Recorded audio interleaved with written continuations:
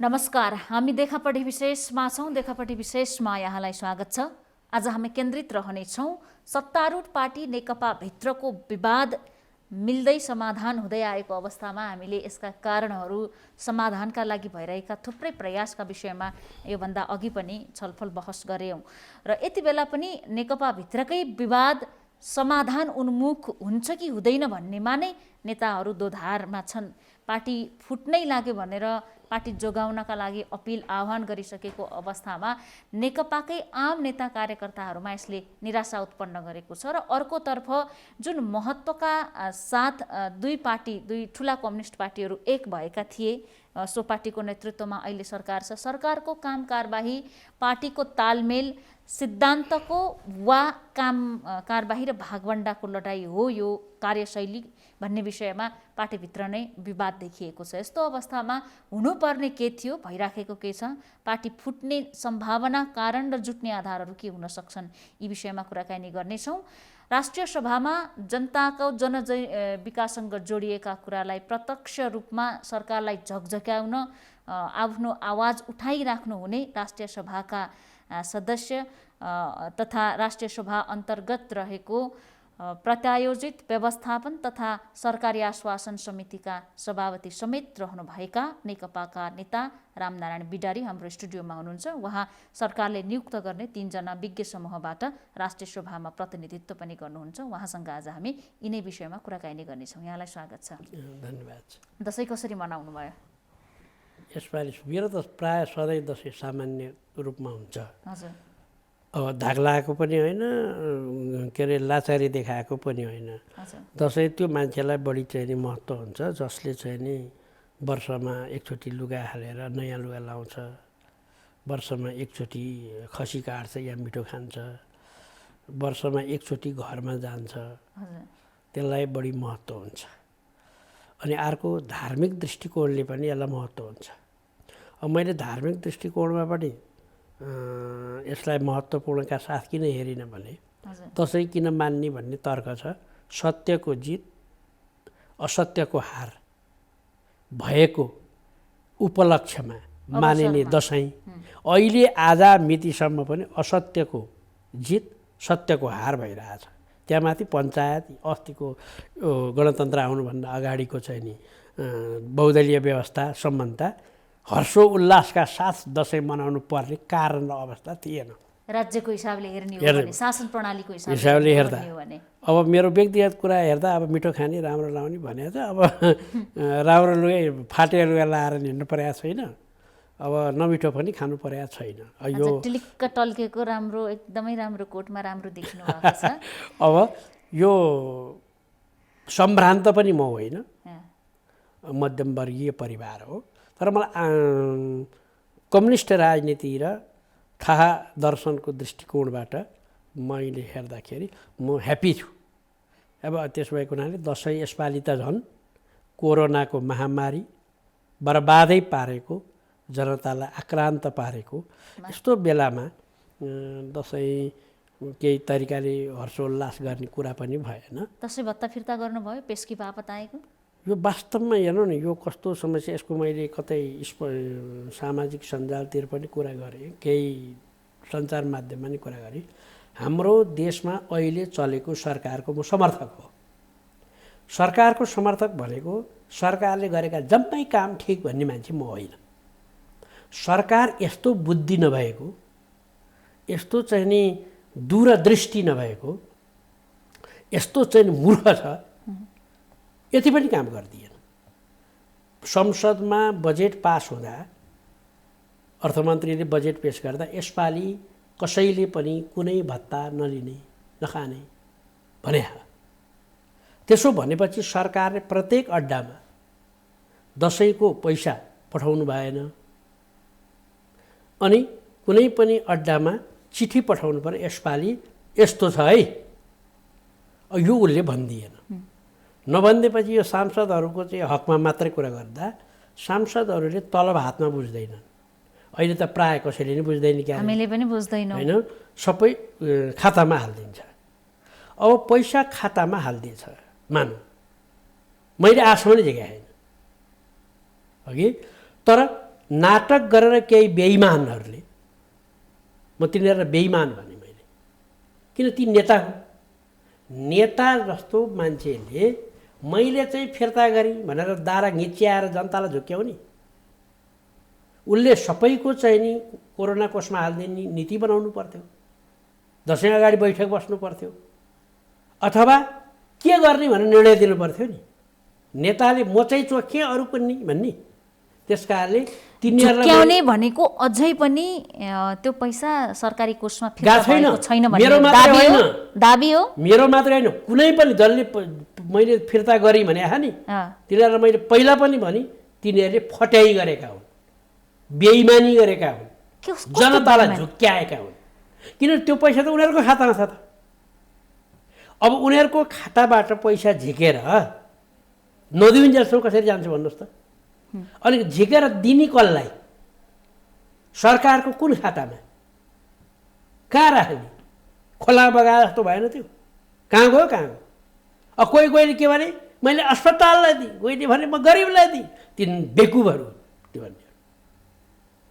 पैसा गर्नु पर्थ्यो के यसपालि भने मैले स्पष्ट भनेको छु, दसैँ अगाडि भने ल गर सरकार भने सरकारी कोषबाट तलब 50,000 भन्दा बढ्ता तलब खाने जो छन् ती सबैले यसपालि त्यो पैसा एकमुष्ट कोरोना कोषमा हाल्यो। 50,000 भन्दा बढी तलब खाने, किन 50,000 त तलब आइहाल्छ, त्यसले दसैँ माने भइगयो सधैँको जस्तै। किन सरकारले काहीँ नजानु, दसैँमा किनबेल नगर्नु, यसपालि नयाँ लुगा नलाउनु, यसपालि दसैँमा चाहिँ नि हुलुजात नगर्नु, सपिङ नगर्नु, पसलतिर किनबेल गर्न नजानु भनेपछि त्यो मान्छेले पैसा के गर्छ। त्यसकारण सबैको तलब त आएको छ। त्यसकारण 50,000 भन्दा तलवालाले चाहिँ सरदार उसको 50-60 हजार आउला, 70 हजार आउला, त्यो ठिकै छ उनीहरूलाई। बाँकी चाहिँ नि मान्छे त्यत्रा सचिव राष्ट्रपतिदेखि 50,000 तलब खाने दर्जाका मान्छेसम्म, विभिन्न आयोजना प्रमुखहरू, विभिन्न संवैधानिक निकायका प्रमुखहरू, सदस्यहरू सब परे नि। त्यो गरिदिया भए हुन्थ्यो। त्यो गरिदिएर त्यो पैसा के गर्ने नि, फेरि त्यो यति पैसा उठ्यो भनेर सरकारले भन्दैन। त्यो पैसा फलान ठाउँ खर्च गर्दैछु भनेर पारदर्शी देखाइदिने यो प्रकारको काम चाहिँ नि सरकारले गरेन। बुद्धिहीन सरकार हो जस्तो अहिले झन्डै 800 भन्दा बढी हुनुहुन्छ होइन, राष्ट्रिय सभा, संघीय सदन र प्रदेश सभा गरेर। त्यो त संसदको मात्रै हो, त्यो त्यति ठुलो रकम हुन जान्थ्यो, यसको एउटा संसदको मात्रै हो। मैले त भने के भने 50,000 तलब खाने, यहाँले कर्मचारीको पनि भन्नुभयो, सारा पर्ने भयो नि त। राष्ट्रपतिदेखि तपाईँको 50,000 तलब खाने भने मैले भने नि त।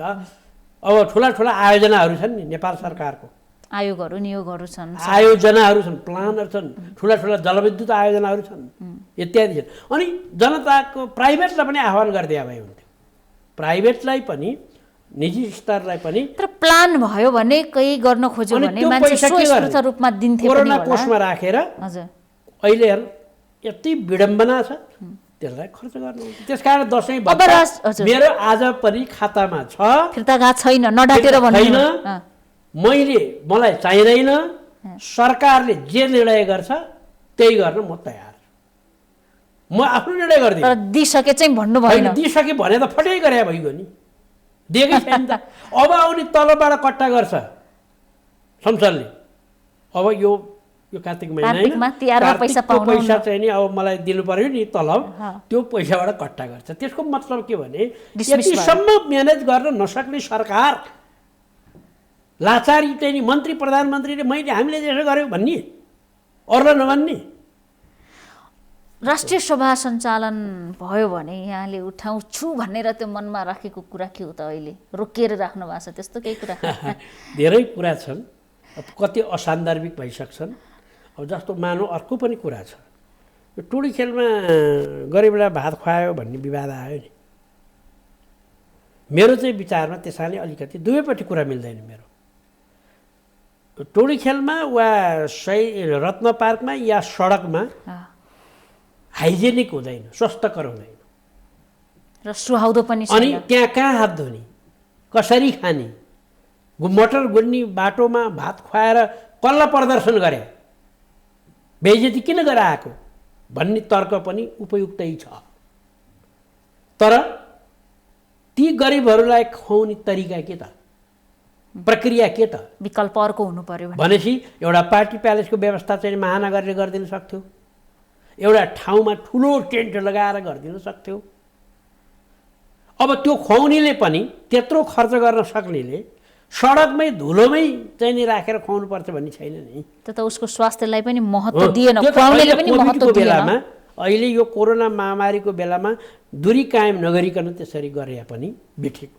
त्यसकारण मैले के भने, स्थानीय सरकार, सङ्घीय सरकार, प्रदेश सरकार मिलेर गरिबहरूलाई, असहायहरूलाई गर्नुपर्ने सुविधा गर्नको निम्ति उपयुक्त स्थानमा राख्नु पर्यो भने। यसैसँग एउटा समसामयिक प्रसङ्ग जोडिहाल्यो। जति पनि विपदहरू आउँछन्, कहीँ पहिरो गयो, बाढी गयो, भूकम्प आयो, के देखिन्छ भने नेपालमा दिन खोज्नेहरू मन भएकाहरूको सङ्ख्या पनि ठुलो छ। तर धेरै मान्छेहरू यो बिचमा पनि बिचौलियाको रोल कसरी खेलिरहेका छन् भने विदेशबाट समेत माग्ने पीडितको नाममा त्यसको सही सदुपयोग नगर्ने। यहाँले भन्नुभयो नि, खाना त दियो, दान त गर्यो, तर धुलो र माटोमा दूरी कायम नगरेर हात धुन नदिने ठाउँमा दिनु भने त पेट मात्रै भर, तर त्यसपछि तेरो स्वास्थ्य के हो भन्ने कुरा त होइन। त्यो घोर अपमान हो नि। हाम्रो यो दान गर्ने मानसिकता छ नि। सांसदहरूकै कुरा गर्नुभयो, हतार भयो मैले फिर्ता गरेँ है भन्न, तर कहिले पनि पार्टीका कमिटीहरूमा यसरी नलिउँ भन्ने बैठकमा यी कुराहरू उठेनन्। यो सो कल दाताहरू छन् त त्यसो भए मुलुकमा, बुझ्ने सुझबुझकादेखि साधारणसम्म। अपवाद बाहेक कोही अपवाद छन् नि फेरि राम्रा मान्छे, अपवाद बाहेक दान गरेको देखाउनलाई, दान गरेको सरकारबाट पनि केही लिन्छु पछि भन्नलाई, दान गरेको विदेशी दाताबाट पनि म केही लिन्छु भन्ने देखाउनलाई अधिकांश त्यस्तो देखिन्छ। दाता अनि धाक लाउनलाई, मान्यले फिर्ता गरी भने धाक लायो नि होइन। अब चाहिँ नि म क्याबिनेटले आफूले गर्न सक्नेले अर्कालाई किन्न भने त आह्वान गरे भए हुन्थ्यो नि होइन। त्यसबाट यी सबै कुरा सांसदलाई बदनाम गरायो भने व्यवस्था बदनाम हुन्छ। सांसद व्यवस्थाका खम्बा हुन्, सांसद जनताका प्रतिनिधि हुन्। सांसदलाई किन यत्रो प्रकारको चाहिँ दुर्वाच्य गरिरहने? उसले के गरेछ? सांसद त बलियो हुनु पर्यो, पौरखी हुनु पर्यो, सांसद त चाहिँ नि हट्टाकट्टा हुनु पर्यो, अनि पो जनताको सेवा गर्ने, जनताको प्रतिनिधित्व गर्ने, राज्यको प्रतिनिधित्व गर्ने गर्छ त। त्यसलाई लिखुरे पार्ने, त्यसलाई खदम पार्ने, सबैतिरबाट कुट्ने, त्यसलाई झ्याउरे बनाउने, त्यसलाई कुनै प्रकारको चाहिँ नि क्षमता विकास हुन नदिने गर्यो भने सरकार बलियो हुन्छ, व्यवस्था असफल हुन्छ। त्यस्तो प्रकारको त्यो भइराख्या हो अहिले, त्यस्तो प्रकारको हुन जान्छ। यो सैद्धान्तिक कुरा हो। अहिले पनि मान्यलाई सबै ठाउँबाट यो माननीय जस्तो उसको काम के? हाम्रो संविधानले काम देखाइदिएको छ मान्यको काम कानुन बनाउने, सरकार बनाउने, बजेट बनाउने। अब 4-5 करोड 6 करोड रुपियाँ दिएर ल गाउँतिर जा भनी राखेको छ। अब त्यो चाहिँ अलमा ल्याइदिन्छ त। माननीयले पैसा लगेर विकास गर्नुपर्ने भए वडा अध्यक्ष किन बना, वडा कमिटी किन बना, गाउँपालिका, नगरपालिका, स्थानीय तह, स्थानीय सरकार किन बना, प्रदेश सरकार किन बना, सङ्घीय सरकार किन बना? कार्यपालिकाको काम, व्यवस्थापिकाको काम र न्यायपालिकाको काम त संविधानले छुट्टै भनेको छ नि।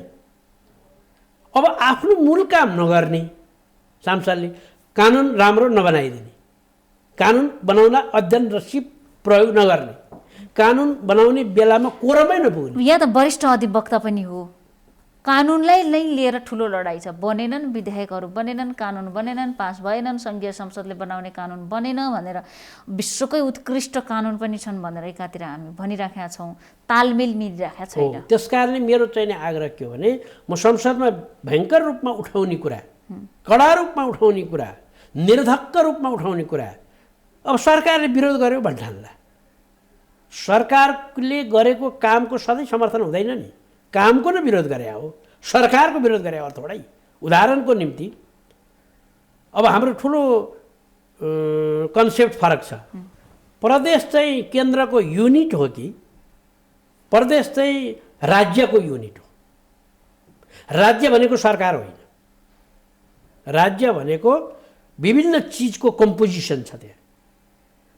राज्य भन्नासाथ राष्ट्रपतिदेखि पिएमसम्मको त्यहाँ संयुक्त नाम हो। त्यो भूभागदेखि जनतासम्मको संयुक्त नाम हो।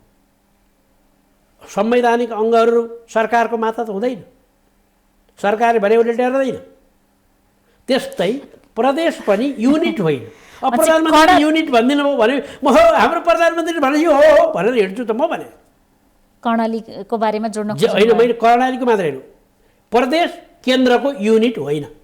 म नेकपातिरै सिधा जोड्न खोज्छु, यसमा यी विषयहरू पनि जोडिनेछन्। यो अर्कै कुरा हो नि। मैले भने प्रदेशहरू केन्द्रको युनिट होइन, सङ्घको युनिट होइन। समन्वय त जरुरी छ नि। समन्वय गर्ने अर्को विषय हो। संविधानले यहाँ वरिष्ठ अधिवक्ता हुनुहुन्छ, संविधानले दुई प्रकारका अधिकार दिएको छ, एउटा एकल एउटा साझा।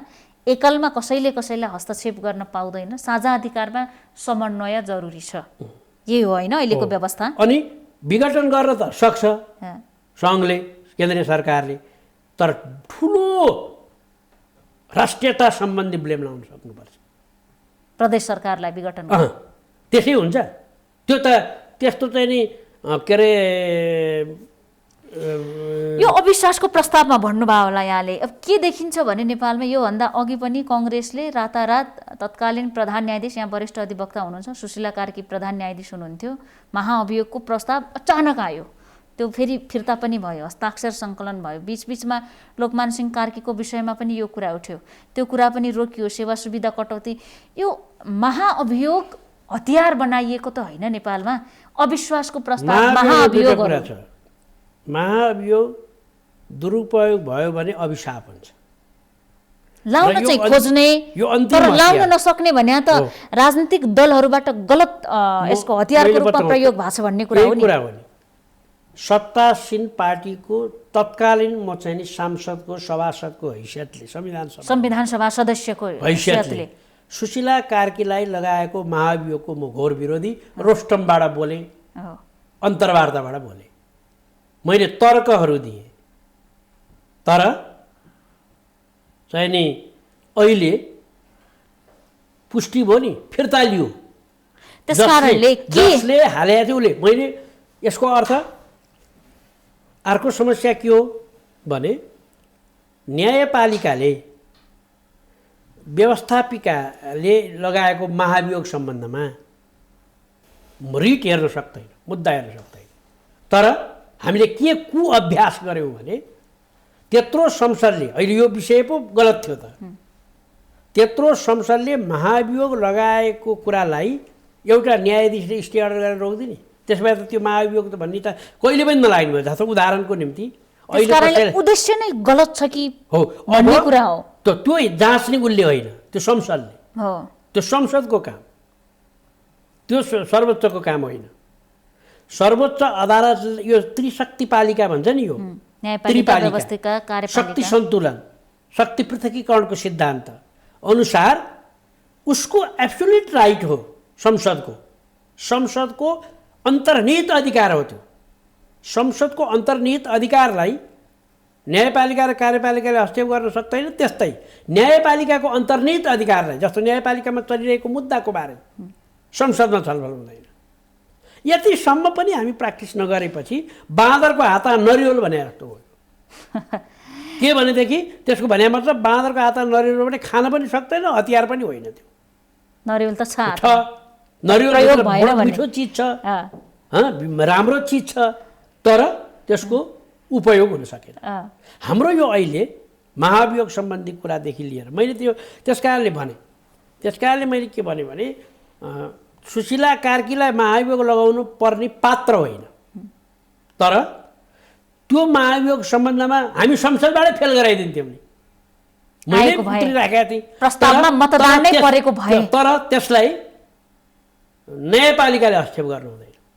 यसरी छ नि, यो कहाँ कसले के गर्ने हो भन्ने तालमेल नमिल्दै संवैधानिक आयोगहरू, नियोगहरू आफ्नो हिसाबले स्वतन्त्र भएर चल्न नसक्ने, सरकारमा त्यसै अल्झिराख्ने, संसद त्यस्तै भइराख्ने कारण पनि देखियो होला। खैर, मैले यहाँलाई कहाँ जोडेँ भने पार्टी प्रसङ्गमा जोड्न चाहे। अहिले देखिएको नेकपाको विवाद केपी शर्मा ओली र प्रचण्डको झगडा हो कि नेकपाको विवाद हो यो? अब मान्छेले आफ्ना दृष्टिकोणले हेर्छन् होइन। म त नेकपाको एउटा चाहिँ बोनाफाइड कार्यकर्ता, राज्यले मनोनयत गरेको सांसदको हैसियतले, विज्ञ सांसदको हैसियतले मैले के भन्छु भने यहाँ एउटा ठुलो क्राइसिस आयो नेपालमा अहिले। क्राइसिस भनेको एउटा सिद्धान्तको बारेमा कुन चाहिँ हो त? एक थरीले के भन्यो भने पार्टीले सरकार बनाउन अधिकार दिइसकेपछि, सरकार बनाउने ठाउँमा पुर्याइदिइसकेपछि अथवा प्रधानमन्त्री बनाइदिइसकेपछि सरकारले गर्ने, राज्यले गर्ने काम खोइ उसले गर्न पाउनुपर्छ। त्यहाँ कसैले हस्तक्षेप गर्न पाइँदैन। अनि नै उसको भिजन देखिन्छ, अनि नै उसको सक्षमता देखिन्छ, अनि नै उसको कार्यकुशलता देखिन्छ। त्यस कारणले मलाई बारम्बार किन चाहिँ नि अप्ठ्यारो पारिराखे भन्ने प्रधानमन्त्री साइडबाट कुरा आइरहेको त्यही छ नि। अब अर्को फिलोसफी के छ त भने हामीले अहिले चलाएको व्यवस्था के हो? हामीसँग राजनीतिक दल सम्बन्धी ऐन छ, हामीसँग संविधानमा राजनीतिक दल सम्बन्धी व्यवस्था छ। हामीले बनाएको व्यवस्था दलीय व्यवस्था हो। दलले चुनाव लड्छ, दलले घोषणापत्र राख्छ, दलले सरकार गठन गरिदिन्छ संसद मार्फत, संसदलाई व्हिप जारी गराएर गर्छ र दलले नै सरकारको कामको मोनिटरिङ गर्छ। दलले त्यो सरकारले गरेको कामको जस र अपजस पार्टीले प्राप्त गर्छ। जनताले पार्टीलाई मूल्याङ्कन गर्छन् र आगामी भोट त्यो पार्टीलाई दिने र नदिने निर्णय गर्छन्। त्यसकारण यो दलीय व्यवस्था हो। दलीय व्यवस्थामा प्रधानमन्त्रीले वा सरकारले मोनोपोली काम गर्न पाइन्न। दलको निर्णय र सरसल्लाह अनुसार गर्नुपर्दछ। त्यो भएन भने दलले हस्तक्षेप गर्छ। दलले यतिसम्म हस्तक्षेप गर्छ कि संसदीय दलको नेताबाट हटाइदिन सक्छ। दलले यतिसम्म गर्न सक्छ कि दलीय आचरण, राजनीतिक दल सम्बन्धी व्यवस्थालाई लिएर दल त्याग सम्बन्धी ऐन प्रयोग गरेर पार्टीबाट हटाइदिन सक्छ। प्रधानमन्त्री सेरेमोनियल, पार्टी चाहिँ कार्यकारी हो। अब त्यस्तो भन्ने एक थरी छ, म भन्दै थिएँ दुई थरी। त्यस कारणले कुरा के हो भने यो दलीय व्यवस्था हो कि होइन? यो दलीय व्यवस्था होइन, यो निर्दलीय व्यवस्था हो भने प्रधानमन्त्री कसैलाई सोध्नु पर्दैन। प्रधानमन्त्री कार्यकारी हो। अब हाम्रो पार्टीभित्रको अर्को उल्झन के हो भने एउटा त यो भयो दुई थरीका कुरा। मैले दलीय व्यवस्थामै एउटा प्रश्न यहाँलाई, यहाँ वरिष्ठ अधिवक्ता पनि हो, यो देशको कार्यकारी प्रमुख हो प्रधानमन्त्री। अनि प्रधानमन्त्री त दलले जे भन्यो त्यही गर्ने भए त सेरेमोनियल भइहाल्यो नि। होइन, दलले जे भन्यो त्यो गर्ने होइन, ऊ दलैबाट प्रधानमन्त्री भयो। प्रधानमन्त्री निजी व्यक्तिबाट भएन। हिजो प्रधानमन्त्रीले एउटा कुरा भने पनि मलाई चित्त बुझेन। मेरो बाबुबुत्ताले भएको हो भन्नु। मेरो चाहिँ भनाइ त्यहाँ के छ भने उहाँ नेकपाको अथवा तत्कालीन एमाले र तत्कालीन माओवादीको बाबुबुत्ताले उहाँ प्रधानमन्त्री हुनुभयो। नेपाली जनताले नेकपालाई भोट हाले हो। उहाँले गरेको काम यहाँले भन्नुभएको कुरा मध्ये प्रधानमन्त्री एकलौटी ढङ्गले चलेर नेकपालाई नटेरेर गरेका काम के हुन् त? खुलस्त भन्नुहोस्। त्यो चाहिँ मलाई सबै कुरा थाहा नहुन सक्छ। उदाहरणका निम्तिहरू मात्रै हुन सक्छन् होइन, किनभने डे टु डे ठुलै काम उहाँले हस्तक्षेप गरेर पार्टीलाई नटेर्या भए त आम दुनियाँलाई थाहा हुनुपर्ने। अहिले भनिराखेका छन्। त्यसमध्येको एउटा उहाँहरूले लगाइराखे मुख्य 3 आरोप छ: राजदूत नियुक्ति, मन्त्री परिषद पुनर्गठन र अर्को एउटा के छ, यी 3टा कुराहरू छन्। रवाला त्यो त अस्तिको कुरा हो। यो विवाद आइसके, विवाद चलिराखेकै बेलाको कुरा हो। त्यसकारणले अहिले उहाँहरूले एउटा कुरा गर्नुभएको थियो नि, तपाईँले अहिले भनेकै प्रश्नमा पनि मिसिन्छ। 2टा अध्यक्ष मध्ये एउटा कार्यकारी अध्यक्ष भने अर्को चाहिँ सेरेमोनियल हो। बुझ्नु पऱ्यो नि के भने हो त। अब कार्यकारी अध्यक्षले बैठक राख्न सक्दैन, हुन सक्दैन अरे। 2टै अध्यक्षको सहमति नभए बैठक बस्दैन। कार्यकारीको अर्थ के भन्ने कुरा त्यो हुन सक्छ। त्यसकारणले उहाँहरूको चाहिँ नि के हो भने अहिले प्रचण्ड र केपी ओलीको भन्दा पनि यो विशेष मैले अघि भनेको विषय दलीय व्यवस्था र निर्दलीय व्यवस्था वा तपाईँले भने जस्तो कार्यकारिणी प्रधानमन्त्री भएपछि त प्रधानमन्त्रीले कार्यकारिणी काम गर्छ, त्यसपछि दल के काम त? दलीय व्यवस्था किन भने त? दल त्याग होइन किन बना? दल त्याग होइन के छ? त्यसो त जनताले हुम्लाको या सिराहाको कुनै एउटा जनताले आवश्यक परेको खण्डमा मेरो आवाज कसैले प्रधानमन्त्रीसम्म पुर्याउन सकेन, म भेट्छु भनेर भन्यो भने प्रधानमन्त्रीले कहिलेकाहीँ भेटिदिनु पर्ने हुन्छ। कसै एकजना नागरिकले कुवेतमा म फसेको छु, मलाई उद्धार गरिदिनु पर्यो भनेर प्रधानमन्त्रीलाई पत्र काट्नुभयो, टेलिफोन गर्नुभयो, कुनै पनि माध्यममा म्यासेज पुर्याउनु भयो भने प्रधानमन्त्रीले त्यसको उद्धार गर्नलाई सिधै निर्देशन दिनुपर्ने पनि हुनसक्छ।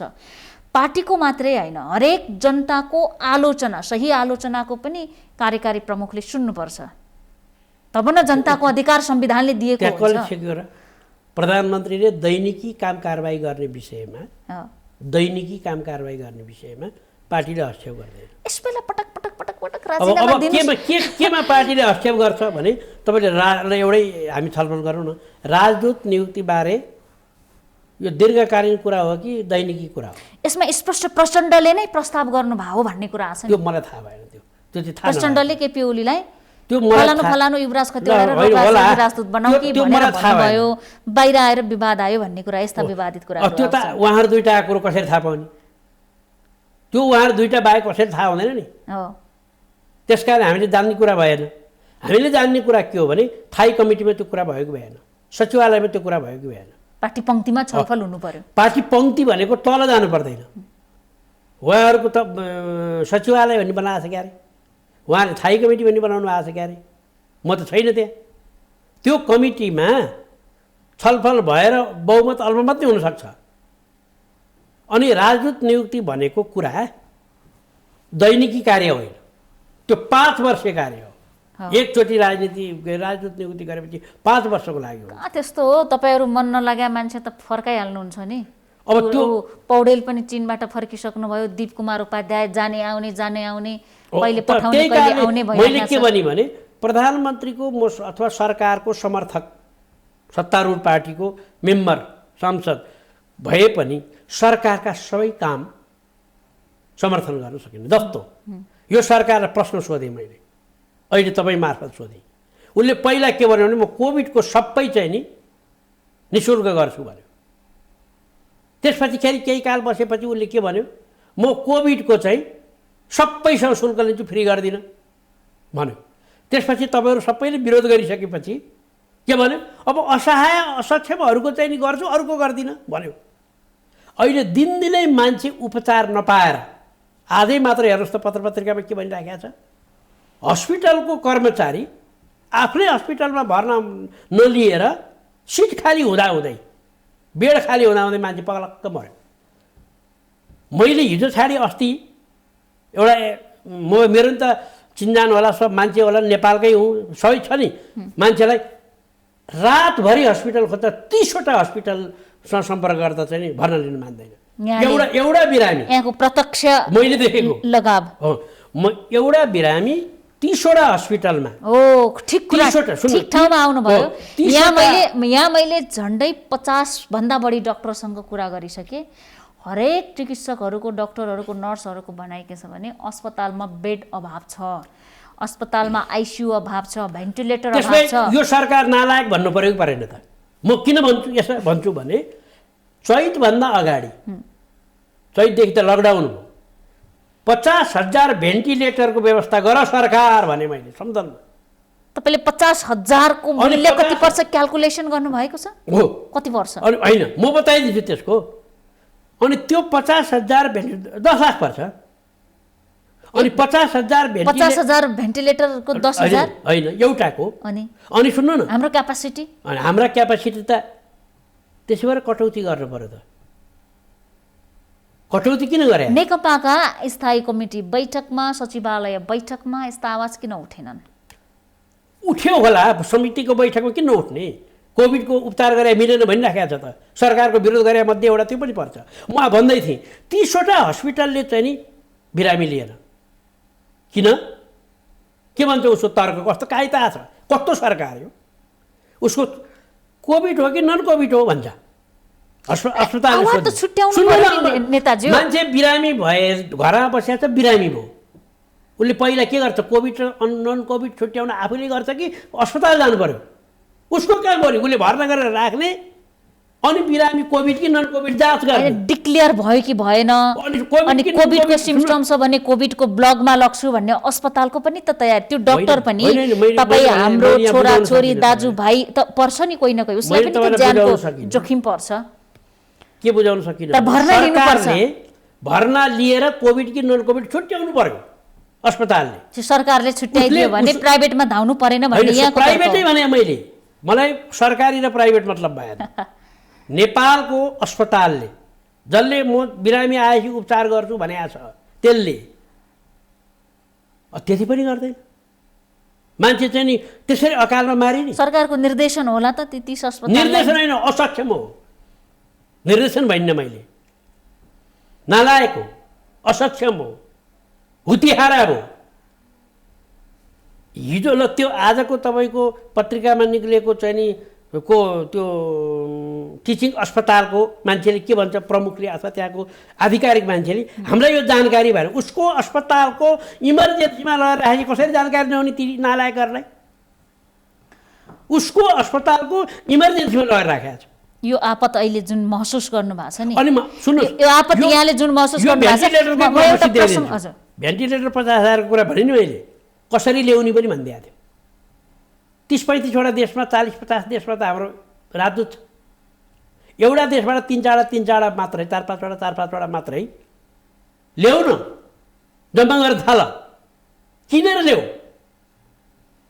तिम्रो देशमा जनतालाई उपचार गर्न सक्दिन संविधानमा के लेखेको छ सबै जनतालाई सबै रोगको आधारभूत सबै चाहिँ नि फ्री गर्छु भन्छ मौलिक हकमा राखेको छ मौलिक हकमा ल अहिले त्यो परेन सक्दैन गरेन अहिले एउटा हस्पिटलमा गएपछि 50,000 डिपोजिट राख भन्छ तपाईसँग 50,000 छैन भने तपाईँ ती सडकमै मर्ने सरकार त्यस्तो बनाउने के कामले तल भत्ता खाएर बस्या नेपाली जनताको कर तिरेर ढर्र गाडी चढेर सरकारी भवनमा बसेर सरकारी चाहिँ नि काज वरिपरि गाड राखेर सरकारी मोटर चढेर किन हिँड्या उसलाई के त्यसो गर्ने उसलाई त्यसो गरेर पठायो जनताले त जनताको नि सेवा गर भने हो त्यस कारणले यस्ता कुरामा हामी विरोध गर्छौँ मलाई अर्को प्रश्न मलाई गर्न के मन लाग्यो भने विगतदेखि नै कुनै पनि प्रधानमन्त्रीले राज्य सत्ताबाट पैसा नलिएर उपचार नगरेको छैन उदाहरण त्यो अमेरिका हुन्छ कि त्यो नयाँ दिल्ली हुन्छ कि त्यो सिङ्गापुर हुन्छ कि त्यो हङकङ हुन्छ कि लाखौँ लाख करोडमा पैसा झिकिएको छ यदि त्यस बापत नेपालमा स्वास्थ्य उपकरणहरू किनेको भए वीर अस्पतालमा शिक्षण अस्पतालमा कर्णालीको कुनै स्वास्थ्य विज्ञान प्रतिष्ठानमा सुदूरपश्चिमको कुनै मेडिकल कलेजमा राखेको भए आज एउटा आइसियु नभएर सास फेर्न नपाएर मर्ने दिन त आउँदैन थियो हुन त इटलीमा पनि मर्यो विश्वको दोस्रो ठुलो स्वास्थ्य व्यवस्था राम्रो स्वास्थ्य व्यवस्था भएको विश्वको सबैभन्दा शक्तिशाली राष्ट्र सुविधा सम्पन्न राष्ट्र अमेरिकामा पनि मृत्युदर यहाँभन्दा बढी छ यो विश्व महामारी नै हो विश्वव्यापी रूपमा छ तर हामीले विगतदेखि नै कमजोरी के गर्यौँ त राज्यबाट खुसु पैसा लिने आफ्नो नातावाद पर्नेलाई सिधा विश्वका महँगा अस्पतालमा उपचार अनि देशका उपकरणहरू खिया लाग्ने होइन हाम्रो त यसो भयो नि छलफल त त्यहाँ पनि हुनु पर्यो नि नेताजी आजै 50,000 भेन्टिलेटर नहोला तर अर्को महामारी आयो भने कमसेकम 30,000 त भेन्टिलेटर हुनु पर्यो नि रेडी अहिले सरकारले के भन्नु पर्यो भने बिरामी जति हुन्छ म उपचार गर्न तयार छु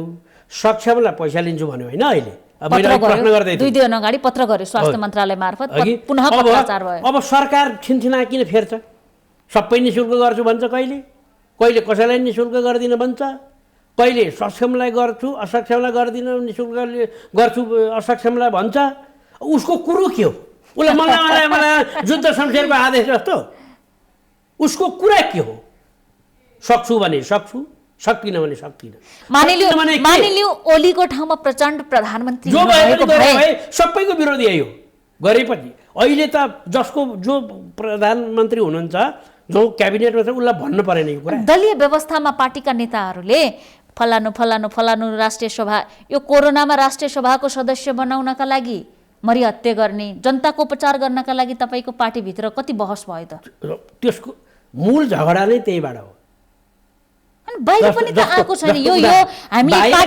पार्टीले यो भन्यो प्रधानमन्त्रीलाई यो मान्नु भएन भन्ने कुरा न कुनै स्थायी समितिबाट लिखितमा छ न कुनै सचिवालयबाट प्रश्न उठ्यो कुनै बैठकमा तपाईले यो सीमानाको बारे जस्तो सीमानाको भारतसँगको विवाद सीमाना विवाद पार्टीले निर्णय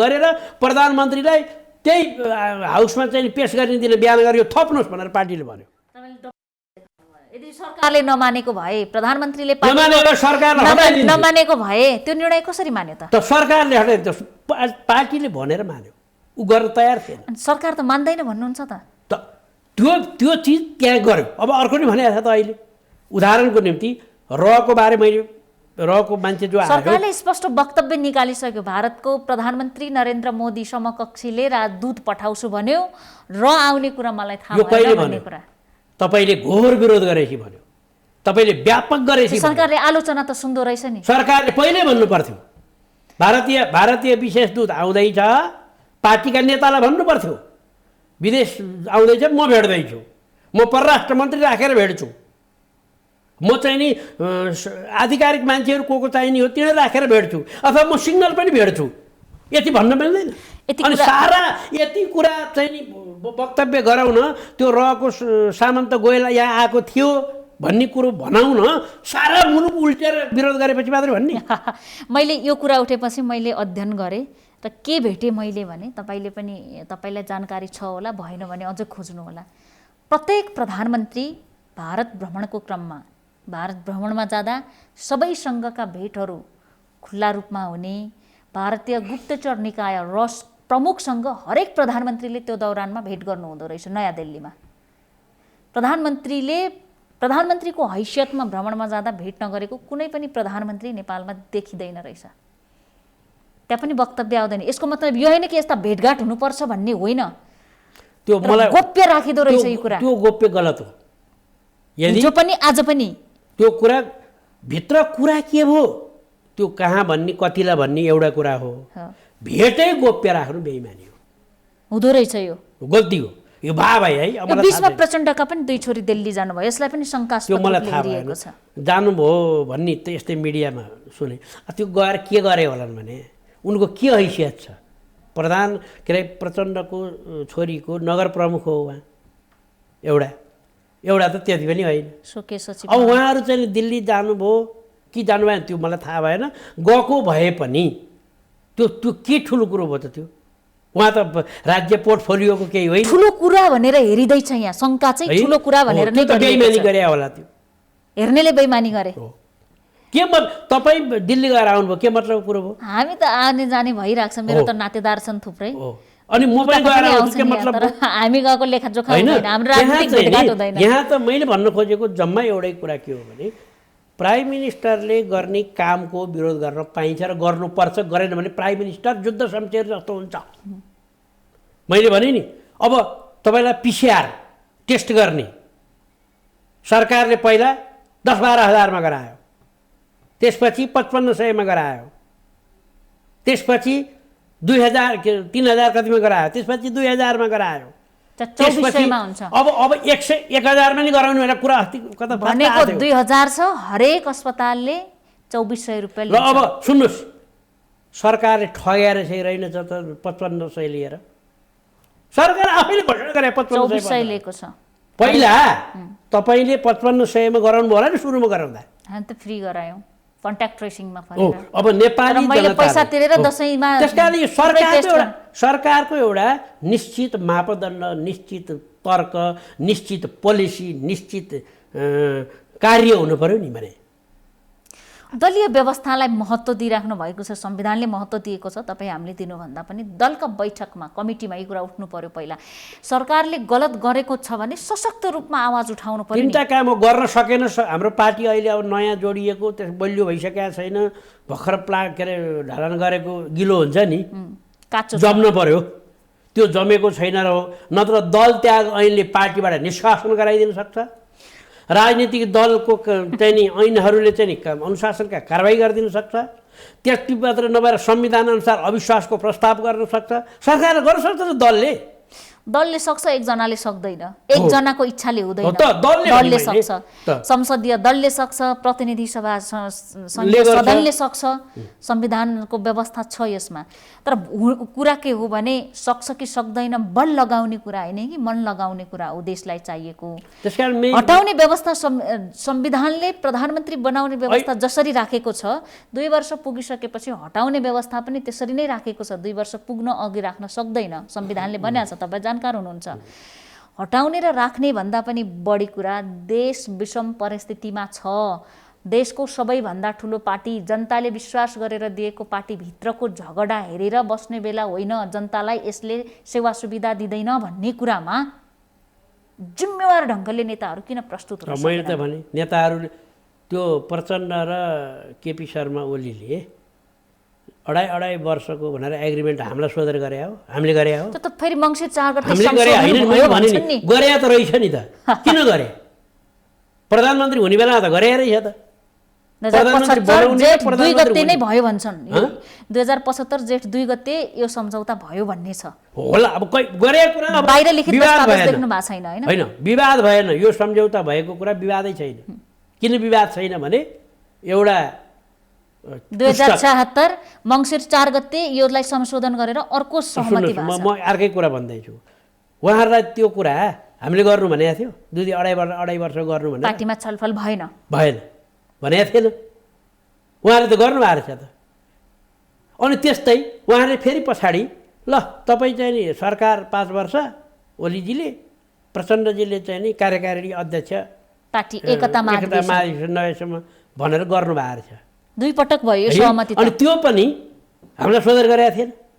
तर त्यसमा स्थायी कमिटी पछाडि चाहिँ हो, स्थायी पछाडि त्यो बिचमा जुन प्रचण्डले प्रधानमन्त्री छोडिदिनु भयो नि 5 वर्षको लागि 2.5 भनेको थियो, अब 5 वर्ष तपाईँ खानुहोस् भने त कुरा त गर्दा रहेछ नि त।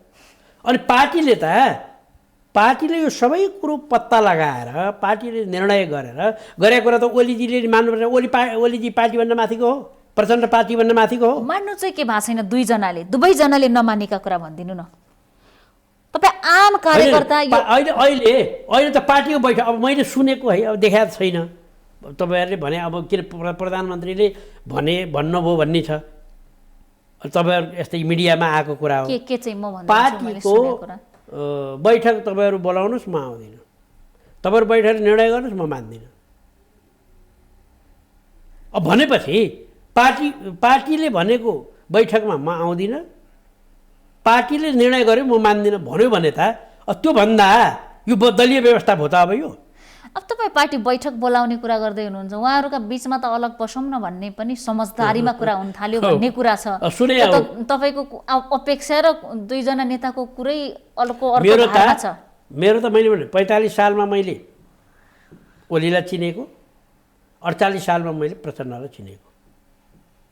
त उहाँहरू दुईटा टाउको काटेर झोलामा हाल्नेदेखिका सारा कुरामा झगडा गरे 2 जनाले। 2 थरी भयो नि त। सशस्त्र युद्धमा टाउको मूल्य तोक्यो, झोलामा आयो भने करोडौँ पैसा दिन्छु भनेर राज्यले घोषणा गरे। अब त्यस बेलामा यतापट्टि सत्तामा बस्ने दलमा केपी शर्मा ओली हुनुहुन्थ्यो, युद्धको नायकमा प्रचण्ड हुनुहुन्थ्यो। त्यस्तो पार्टी, 2टा पार्टी मिलाएर एउटै बनाएर अब कम्युनिस्ट फिलोसफी अन्तर्गतको अहिलेको पुँजीवादी व्यवस्थामा यो अहिलेको संविधानलाई कार्यान्वयन गर्ने भनेर पार्टी एक भयो। अब भने अब यो बेलामा अब पार्टी अलग अलग गरौँ, ल फुटाउँ न त भनेर उहाँहरू 2टाले भनेर हुन्छ? कसरी रोक्नुहुन्छ त यहाँहरूले सक्ने भए त स्थायी कमिटीको बैठक बस्थ्यो, यहाँहरूले सक्ने भए त पार्टीभित्रका कमिटीहरूमा छलफल हुन्थे। तपाईँहरू त के भन्छन् यो बन्देजको राजनीति। त्यही कारणले एउटा कुरा भने, मन्त्री भएका पार्टीको पदमा बसेका नेताले पार्टीको भित्री कार्य गर्ने कि पार्टी फुट्न लागेको गुहार भन्ने जनतालाई, यो नै बेइमानी हो। विष्णु पौडेलले गुहार भने, अरूले नि भने, किन विष्णु पौडेल मात्रै, अरूले नि भने, ईश्वरजीले नि भन्नुभयो, अरूले नि भन्नुभयो, नारायण काजीले भन्नुभएको छ। नारायण काजी स्वयं प्रवक्ता हुनुहुन्छ, पार्टीको प्रवक्ताले त पार्टीभित्र छलफल गर्ने हो नि, बाहिर विदेशी उनको इन्डिभिजुअल कुरा नि होला नि, उनी स्थायी कमिटीको सदस्य पनि हुन् नि। लड्ने भित्र पार्टीको बाहिर चाहिँ अपिल गर्ने, फुटाउने आफै। त्यही कारणले मैले अब चुइक्क नबोलिकन पार्टीभित्र भित्री काम गर्नु, पार्टी एकताको कायम गर्नु, यो काम गर्न सक्दैन भने राजीनामा दिनु। राजीनामा त मैले नि मागेँ नि। यो प्रस्ताव प्रधानमन्त्री होइन, मैले त यस्तो कुरा गर्नेको पार्टी फुटाउने हुन लाग्यो, मैले गर्न सकिनँ भन्ने आफू पदा भयो नि। आफू पदा भयो नि, मैले सकिनँ भनेर कायलनामा पनि गर्ने पदा भन्न पाइन्छ त? अर्को मान्छे बस्छ नि। यत्रा युवाहरू छन्, यत्रा चाहिँ नि इनर्जेटिक पावर भएका चाहिँ नि नेकपामा नेताहरू छन्। यो कुरामा अर्को प्रश्न के जोडे भने, अब तपाईँ प्रचण्ड निकट मानिनुहुन्छ, त्यस कारणले पनि अघिदेखि प्रधानमन्त्रीले यो गर्न सक्नु भएन, त्यो गर्न सक्नु भएन भन्ने प्रश्नको पदमा बसिराख्ने, यो प्रश्न प्रधानमन्त्रीप्रति पनि हो, तर पदमा बसिराख्ने गर्न नसक्ने कुरा हो भने राजीनामा दिनुपर्छ भन्ने कुरा प्रचण्डमा पनि अध्यक्षको हैसियतले, कार्यकारी हुँ भनेर स्थायी कमिटीबाट पार्टीको सर्वोच्च निकायबाट जिम्मेवारी प्राप्त गरिसक्नु भएको छ, लिखित हस्ताक्षर भएको, दुवैजनाले हस्ताक्षर गरेको, अनि अधिकार प्रयोग गर्न सकेन भनेर उहाँको पनि रुवाबासी छ। उहाँले पनि पदमा बस्न मिल्छ? तपाईँकै प्रश्नमा मैले अझ प्रश्न गरेँ। मलाई त त्यो त सिम्पल कुरा लाग्छ। मैले त्यो एग्रिमेन्ट हेरेँ, उहाँहरूले चाहिँ नि सहमति गरे या पार्टी निर्णय गरे, त्यो 6 जना कार्यदल कार्यदल त्यो गर्नु नै बेकुबी थियो। त्यहाँ लेखेको कुरा, म एज ए लयर त्यहाँ लेखेको कुरा के छ भने 5 वर्ष पार्टी चलाउने प्रधानमन्त्रीले, केपी शर्मा ओलीले, कार्यकारी चाहिँ नि अध्यक्ष चाहिँ प्रचण्ड हुने, बैठक 2टा अध्यक्षको सहमतिले बोलाउने, बैठकको एजेन्डा 2टा अध्यक्षको सहमतिले तयार गर्ने, कार्यकारी एकलौटी ढङ्गले भएन। यसमा प्रचण्डले सहमति किन जनाउनु भयो होला त?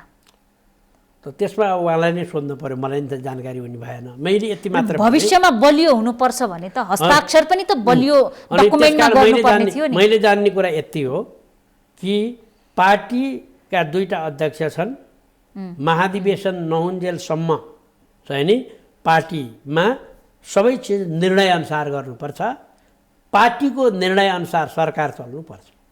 यो चाहिँ मेरो अडानकै कुरा हो। चाहे त्यहाँ भोलि प्रचण्ड प्रधानमन्त्री हुन्, चाहे त्यहाँ माधव नेपाल प्रधानमन्त्री हुन्, पार्टीको निर्णय मान्दिनँ म, जे गर्नुहुन्छ गर्नुहोस् भन्यो भने त त्यो अराजक कुरा हो। कहाँ र कुन मितिमा कहिले भन्नुभयो त्यो स्पष्ट भनिदिनुहोस् न। थाहा नभएको कुरा किन गरिराख्नु भएको छ त? कसैले त्यसो भन्यो भने मैले त प्रचण्डले पनि पार्टी निर्णय मान्नुपर्छ भने नि, भोलि प्रचण्ड प्रधानमन्त्री। त्यस कारणले मैले कुनै तपाईँको आशय फरक बुझ्नुभयो, मैले दुवैको हकमा भनेको। कसले मैले पनि के भने पार्टीको निर्णय मान्दिन भनिराख्नु भएको, सुरुदेखि नै भनिराख्नु भएको कुरा एक छ, सतहमा छलफलमा आएका कुरा छन्। भित्री कुरा भनेको अर्कै छ। भित्री कुरा 2 जना नेता, 2 जना अध्यक्ष एक अर्कासँग बोल्न नसक्ने अवस्थामा पुग्नुका कारण पार्टीकै कार्यशैली पनि होइन, नेताकै कार्यशैली पनि होइन भन्ने छ नि।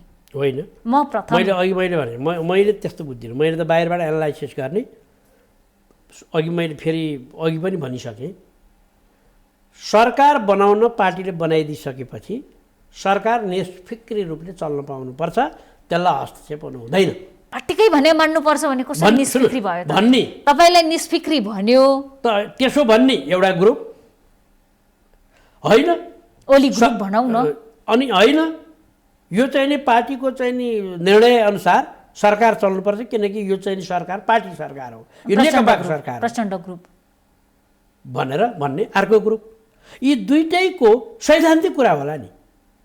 त्यो सैद्धान्तिक कुरालाई बीचको सैद्धान्तिक कुरालाई कुनै हुम्ला जुम्लाको रामेश्यामेले भनिदिने हो कि सिरा सप्तरीको कुनै पार्टी बैठकले सीताले भनिदिने हो? पार्टी बैठकले भन्ने भने पार्टी बैठक बोलाउनुहोस्, पार्टी बैठक बोलाउनुहोस्, निर्णय गर्नुहोस्, कार्यान्वयन गर्नुहोस्। बैठक बालुवाटा र खुमालटारमा हुन्छ, कहिलेकाहीँ सोल्टी होटलतिर हुन्छ, कहिलेकाहीँ कुनै होटलतिर हुन्छ अरे, अगाडि गेट पछाडि हुन्छ भन्छन्। अब धुम्बाराई र पेरिस डाँडा भाडा किन तिरा त तपाईँहरूले? हो, धुम्बाराई पेरिस डाँडामै बैठक हुनुपर्छ, हाम्रो मागै त्यही हो।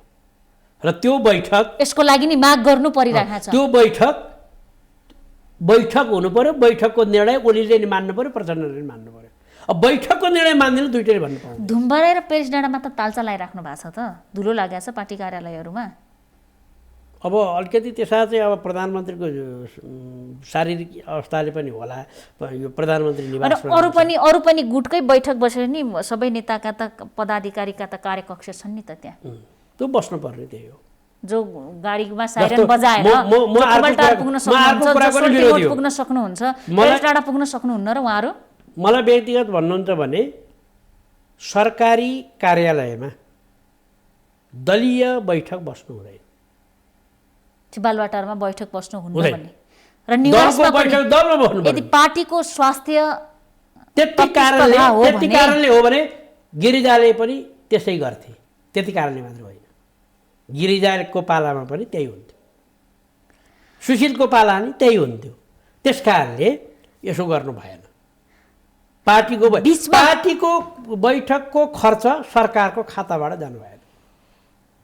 त्यति मात्रै हो र। म त अर्को अझ यति सफेद हुने हो भने पार्टीको कार्यक्रममा जाँदा सरकारी खर्च गर्नु भएन।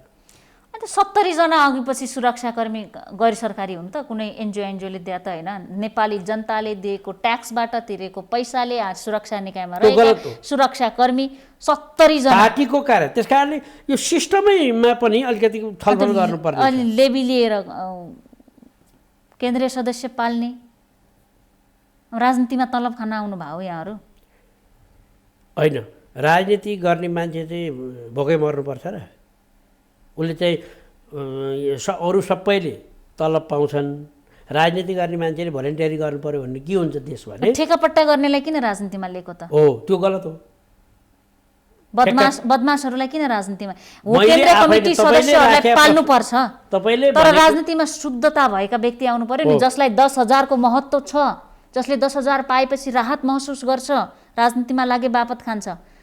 10 करोड व्यक्ति घुस दिन सक्ने मान्छे राजनीतिमा ल्याउँदै हुनुहुन्छ, अनि 10,000 दिएर अरूलाई मगन्ते बनाउनु भएको छ। तपाईँले भनेकै कुरा मैले संसदमा यो संविधान सभामा व्यवस्थापिका संसदमा रोस्टमबाट यही व्यवस्था यसै गरी चलाउने हो भने अबको 10 वर्षभित्र यो सदनमा मुलुक मारा, बजेट मारा, गरिब मारा, कालाबजारिया, तस्कर र ठेकेदार र विभिन्न प्रकारका व्यापारीले टन्न भरिनेछ, जनताका प्रतिनिधि यहाँ हुने छैन। राजनीति गर्नेहरू कुनामा फ्रस्ट्रेट भएर बस्नेछन्। यो प्रकारको कुरा मैले त्यहाँ बोले। अब लेबी उठाएर केहीलाई पाल्ने कुरा त हास्यास्पद छ। यो त्यसकारणले अब जिस्ट कुरा गर्दा समय कम छ, मैले तपाईलाई जिस्ट कुरा गर्दा मैले भनिहाले, दलको निर्णय प्रचण्ड र ओली दुईटैले मान्नुपर्छ।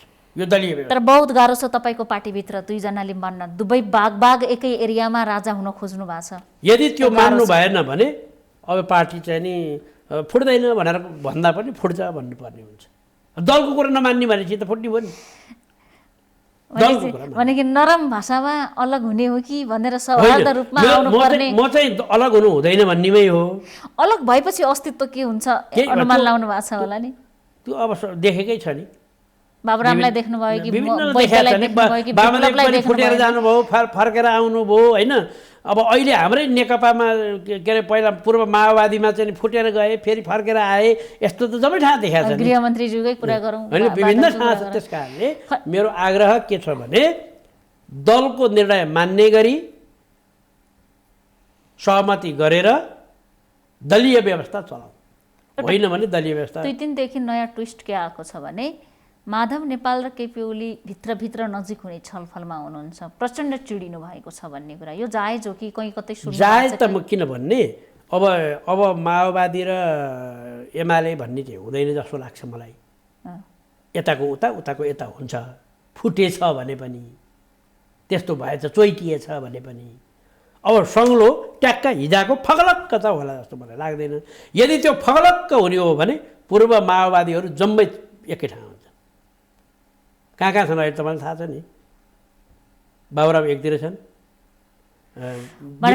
पार्टी फुट्यो भने बाबुराम समेत आउने छन् भन्ने कुरा हो। त्यस्तै फगलक्क पार्ने हो भने त्यस्तो हुँदैन, त्यस्तो हुँदैन।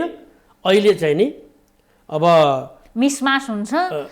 अब त्यो त भइराखेको छ नि, पूर्व माओवादी एमालेतिर नजिक भइराख्या, पूर्व एमालेहरू माओवादी पूर्व माओवादीतिर नजिक भइराख्या त स्पष्ट देखिया। अब यहाँ त्यसको निम्ति पूर्व के अरे यो जनमुक्ति सेना अहिलेको शान्ति प्रक्रिया इत्यादि कुरा छन् नि, यो चाहिँ नि को निम्ति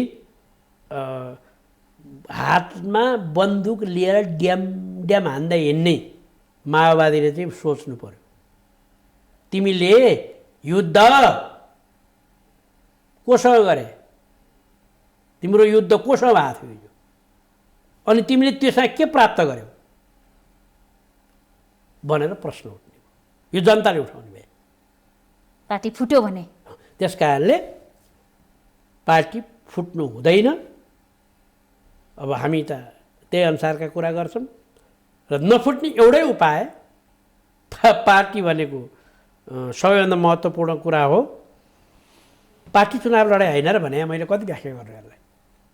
केपी शर्मा ओली उम्मेदवार मात्र भनेको था, प्रचण्ड मात्र उम्मेदवार भनेको था, नेकपा वा माओवादी वा एमालेको उम्मेदवार भने त्यस्तो। त्यस कारणले हामी सबैले पार्टी एकतालाई बलियो पारेर जानु नै नेपाल नेपालीको हित र कल्याण हुन्छ। अहिले पनि अमेरिकी राष्ट्रपतिको निर्वाचनको नतिजा आउने क्रम जारी छ, मतगणना जारी छ। त्यहाँ ट्रम्प जित्ने कि बाइडेन जित्ने भन्ने कुरा भनिराखेको छ। दुईका आफ्नै पार्टी छन् तर दुईको नाम आएको छ। भारतमा भाजपा र कङ्ग्रेसको बिचमा प्रतिस्पर्धा भएको हो, त्यसमा गान्धी जित्ने कि मोदी जित्ने भन्ने कुरा पनि भएको हो। नेपालमा पनि ती लोकप्रियताहरू फलानु कङ्ग्रेसबाट जाँदाखेरि पनि हाम्रो सरकारको नेतृत्व, हाम्रो सरकारको यो भन्दाखेरि पात्रहरू चर्चित हुन्छन्, तर निर्वाचनमा जाने त पार्टी नै हो। अनि राम्रो काम र नराम्रो कामको बिचमा नै पार्टीभित्र छुट्याइँदैन भने निर्वाचनमा यसरी गएका हौँ, घोषणापत्रमा भएका कुरा त पार्टीले पनि एकपल्ट पल्टाएर हेर्नु पर्यो नि। हो, कति हजार मेगावाट विद्युत उत्पादन गर्ने भन्ने छ, कति वर्ष भयो त्यो मूल्याङ्कन स्थायी कमिटीमा छलफल भयो। त्यही त बैठकै बस्दैन त कसरी भन्नु भने किन बसेन? भर्खरै बसेर त दुईजनाको कार्य विभाजन गर्यो। भदौ 29 गते लिखित रूपमा हस्ताक्षर भयो। रेगुलर बस्नुपर्ने हुन्छ। 3 वर्षमा एकचोटि बस्ने, 2 वर्षमा एकचोटि बस्ने। पोहोर साल हिउँदमा बसेर तपाईहरु एकजना यो हो एकजना यो हो भनेर उहाँहरु भन्दिनु भएको छ। पार्टी बैठक, स्थायी कमिटीको बैठक मेरो विचारमा स्थायी कमिटी भने त एकदम सानो हो नि, त्यो बैठक महिना महिना बसे नि राम्रो, 2 पटक बसे नि राम्रै हो। महिना 2 पटक बसे नि राम्रो, किन त्यहीले निर्णय गरेर काम गर्ने हो। त्यसैको नियन्त्रणमा सरकार हुने हो, त्यसैको डिरेक्सनमा सरकार हुने हो। त्यसैले केन्द्रीय कमिटी त फेरि मान्दैनौँ हामी हो सर्वोच्च निकाय भन्छन् नि केन्द्रीय कमिटीका सदस्य त। होइन, त्यसो चाहिँ नि अब कोही कोहीले भन्नु होला, तर त्यस्तो हुँदैन। उहाँहरूले बनायो सिद्धान्त त। अन्तिम प्रश्न आजको, यहाँको विचारमा फुट्ने र जुट्नेमा बढी सम्भावना के देख्नुहुन्छ? दुवैका आधार के हुन्थ्यो भनिदिनुहोस् न, यहाँलाई व्यक्तिगत रूपमा लागेको कुरा। होइन, अहिले अब एउटा सिद्धान्त छ, जो जति शक्तिमा छ समाज सप्रे बिग्रेमा त्यो त्यति जिम्मेदार हुन्छ। पञ्चायत कालमा बिग्रे सप्रे राजा जिम्मेवार, बहुदल कालमा सप्रे बिग्रे त्यो बेलाका पार्टी जिम्मेवार। अहिलेको कालमा सप्रेको बिग्रिएको जिम्मेवारी त धेरैलाई हुन्छ। प्रमुख जिम्मेवारी चाहिँ सबभन्दा शक्तिमा को छ त्यसैले हुन्छ। जो जति शक्तिमा छ समाज सप्रे बिग्रेमा त्यो त्यति जिम्मेदार। त्यसकारण अहिलेको सबभन्दा शक्तिशाली को हो तपाईँले आफैले भन्नुहोस्। यो बिग्रियो, पार्टी फुट्यो, देश बिग्रियो, जनताले दुःख पाए भने सबभन्दा दोषी त्यही प्रधानमन्त्री बढी दोषी हुनुहुन्छ, सबभन्दा दोस्रो दोषी हुनुहुन्छ। त्यसकारण उहाँले विचार गर्नु पर्यो। आफ्नो सत्ता भएको बेलामा, आफू शक्तिमा भएको बेलामा आफूले गरेका काम कारबाहीको कारणले 2/3 नजिक भएको पार्टी फुट्यो, सरकार चलेन, अस्तव्यस्त भयो, बलजफ्ती सरकार चलाउनु पर्ने भयो भने त्यसको कारण के होला? त्यस कारणले त्यो उहाँले हेर्नु पर्यो। दोस्रो भने प्रचण्ड हो। तेस्रो अब अरू नेताहरू छन्, झलनाथजी हुनुहुन्छ, के अरे माधव नेपाल हुनुहुन्छ, वामदेव हुनुहुन्छ, नारायण काजी हुनुहुन्छ, अरू चाहिँ नि तल चाहिँ नि अहिले चाहिँ उहाँहरू त सहमतिलाई सुधार उन्मुख अवस्था भन्दा पनि त्यो बाटोमा देखिनुहुन्न नि। त्यो गलत हो। मैले त उहाँहरूको आलोचना गरेँ त। त्यो मलजल गर्ने दुई उहाँहरूको नेतालाई किन आलोचना गर्ने? उहाँहरूले भेट्ने र मोटिभेट गर्ने डिमोटिभेट गर्ने काम दुईजना पछिका नेताहरूबाट भएको भन्ने गुनासो छ नि, मान्नुहुन्छ? हुनसक्छ कोले फुट्नका लागि पनि बल दिने, जुट्नका लागि पनि बल दिने। सिङ्गल गएर किन बल दिनु? पार्टीको कमिटीमा छलफल गरेर असन्तुष्टिका विषय राख्यो। पार्टीको कमिटीको त बैठकै खै त बोलाउँदैन। प्रचण्ड के हेरेर कार्यकारी अध्यक्ष हुँ भन्नुहुन्छ त? उहाँले भन्नुभयो त म कार्यकारी अध्यक्ष हुन पाइनँ भनिरहनु भएको त, नाम मात्रै हो। सेरेमोनियल कार्यकारी अध्यक्ष हुनुहुन्छ तपाईँको पार्टी अध्यक्ष प्रचण्ड। उहाँले मैले कार्यकारी अध्यक्षताको काम गर्न पाइनँ। मैले अर्को पनि प्रश्न के जोडेको थिएँ भने छुट्ने र फुट्ने सम्भावनामा, दुई सम्भावनामा कुन बलियो छ भन्ने। होइन, जुट्ने नै सम्भावना बलियो छ। यसरी लडिराख्ने, मरिराख्ने, छुट्टिने, चोइटिने, नछुट्टिने नेकपा होइन, यो अब केही कालमा होला नि। हुन त अब मान्छे तपाईँले भने जस्तो मरिराख्ने भने मान्छे साँच्चीकै मऱ्यो, लाठी हानाहान गरेर मऱ्यो पर्सामा, होइन, मारियो। अब त्यस्तै गरी चाहिँ नि के अरे अब अविश्वासको प्रस्तावै दर्ता चाहिँ नि के अरे भयो कर्णालीमा, होइन, इत्यादि त भयो, होइन। बाबुरामले यहाँहरूको रमिता हेरेर मजाले इन्जोय गरिराख्नु भएको छ अहिले। होइन, बाबुराम मात्रै होइन, धेरैले इन्जोय गरिराख्नु भएको छ। बाबुरामजी त कुनै पनि बेला हाम्रो पार्टीमा आइहाल्नुहुन्छ, यो दृढ विश्वास हो, मलाई त्यसो लाग्छ। तर आउने गरी उहाँका अभिव्यक्तिहरू दिइराख्नु भएको छैन।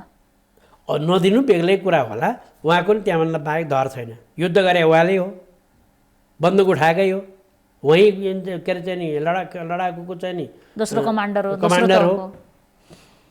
उहाँले चाहिँ नि पार्टी फुट्यो भने त विप्लव पनि हाँस्नु होला नि, मोहन वैद्य पनि। होइन, विप्लवजीहरूले नि हेरिराख्नु भएको छ नि यो लडाइँ के हो, अहिलेको कुरा के हो। विप्लव त राजनीतिक मान्छे हो नि, उहाँ पनि बम कहाँ हान्ने भन्ने कुरामा त्यस्तो चाहिँ नि राजनीतिक मान्छे होला।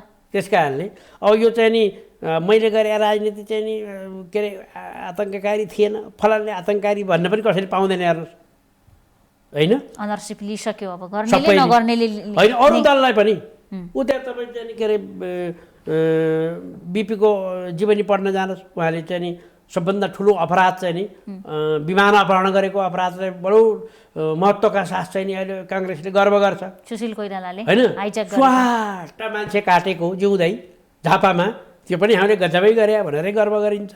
के को चाहिँ नि माओवादीले मात्रै चाहिँ झुन्डायो, युद्ध गर्यो भन्नु, सबै त्यही पृष्ठभूमिबाट आए। माओवादीको चाहिँ हेड काउन्ट गर्छ 17,000 मार्यो। अब 17,000 त तिनीहरूले मारे, माओवादीले त 17,000मा राज्यको तर्फबाट त्यो बेला शासन गर्ने को थियो, कसले मार्यो, को हो त्यो कमान्डर त्यो बेलाको राज्यको, त्यसरी हेर्नु पऱ्यो नि। त्यस कारण त्यतापट्टि गएर अहिले हुँदैन। अहिले सबै चाहिँ नि हामी यहाँसम्म आइपुगेका छौँ, राम्रो गरेका छौँ। अहिले ओलीजीले पनि प्रचण्डजीले पनि सेक्रिफाइस गरेर पार्टीलाई एक बनाएर नेपाली जनताको नेतृत्व गरेर जानु पर्दछ। अन्त्यमा तपाईँको पार्टी अध्यक्षज्यूहरूलाई सुनिहाल्नु भयो भने केही सुझाव छ? होइन, उहाँहरूलाई सुझाव भनेको पार्टीको निर्णयअनुसार दुवैजना चल्नुपर्छ, सुझावै हो, अर्को केही छैन। उहाँले बनाएको पार्टी होइन भने ओलीजीले र प्रचण्डले सही गरेर बनाएको पार्टी, त्यही पार्टीले गरेर निर्णय मान्दिनँ भन्न पाइन्छ भने अरू दुईजनाले जोसुकैले भन्नुहोस्, मलाई मतलब भएन।